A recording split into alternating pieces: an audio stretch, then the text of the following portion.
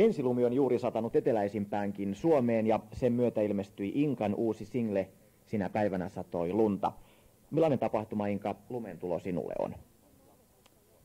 No kyllä mä odotan sitä joka vuosi. Se on semmoinen niin kuin haamu. Se tulee äänettä. Ja silloin se tulee yöllä, niin se on kahta jännempää. Herätään aamulla ja maailma on jotenkin muuttunut. Toisaalta se on valkoinen ja puhdas ja toisaalta se tappaa kaiken mikä on alla. Se on aika jännä. Mun mielestä lumi on aika semmoinen mystinen juttu. Oletko sinä talvi-ihminen? Joo, mä oon oikeastaan 4 vuoden ääni-ihminen. Ja mun mielestä just se on nastaa, että vuoden aika vaihtuu. Mä oon joskus elämässäni viettänyt aika paljon aikaa palmujen alla ja auringonpaisteessa. Ja se todella käy potuttamaan pidemmän päälle. Onneksi täällä vaihtuu vuoden ajalla. Millainen on Saksan talvi? Haluatko kuulla? Märkä.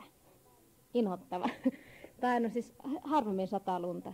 Että kyllä niin kuin viime talvenakin niin mä nautin siitä, kun lumi nirsku kenkien alla. Että siitä oli pitkä aika taas.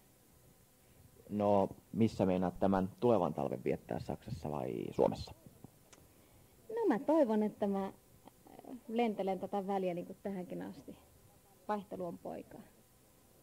Puhutaan vähän tästä sun uudesta singlestä. Siinä on tavattoman koskettava tarina ja teksti. Se kertoo erosta. Miten laulu on syntynyt? No, tämä biisi on syntynyt just sellaisena päivänä, kun oli kylmä ja pimeä päivä ja tuli hiljalleen lunta. Ja mä kuulin sellaisen surullisen uutisen, että taas oli viety yksi pari ihan vierestä. Eli yksi ero lisää tässä maailmassa. Ja kyllä se pistää, niin kuin askarruttaa mieltä silloin, että mitä pitää tapahtua, että näin käy, kuinka kylmä tulee. Miten paljon sanoja pitää mennä ohi, että päästään siihen pisteeseen, että mikään ei enää auta, mitä ei ole tehtävissä. Siitä tämä syntyi. Olin oikeastaan kauppaan menossa. Kasseja raahasin siinä ja mietin, että kyllä tämä elämä on kurja ja tämmöinen ilmakin vielä. Ja tänä päivänä sataa lunta. Se päivä jäi todella mun mieleen. Sen takia tämän biisin nimeksikin tuli Sinä päivänä satoi lunta. Se on tavattoman sellainen suora laulu ja se viesti tulee hirveän selvästi sieltä esiin. Oliko se semmoinen, että se niin kuin syntyi ihan siinä saman tien vai mietit sä sitä pitkään mielessäsi? Ei, kyllä se tuli aika silleen ihan askelten tahdissa. Sävel ja sanat oikeastaan. Sitten hiukkasen hioin niitä säkeistöjä, mutta se kertosäässä se oli ihan niin kuin yhdessä palassa. Se oli ihan NS-klassinen inspis. Luuletko, että musiikilla ja lauluilla voidaan vähentää eroja tässä maailmassa? Ikävä kyllä, en mä sitä luule. Mutta jotenkin mä kyllä luulen, että musiikki ja musiikin tekeminen on jonkinnäköistä ajatusten vaihtoa. Ja ajatusten vaihto ehkä jossain tapauksessa auttaa kestämään niitä tilanteita. Ehkä siihen pystyy jotenkin purkamaan. Mä itse puran biiseihin asioita, mitä mulle tapahtuu. Ja ehkä yksi tai toinen biisi auttaa jotakuta ihmistä työstämään omassa elämässä jotain tällaista. Se olisi tietysti kaunis ajatus. Toivottavasti niin olisi. Sulta ilmestyy nyt tammikuussa ensimmäinen oma levy. Millainen levy siitä tulee? Onko siinä jotain teemaa?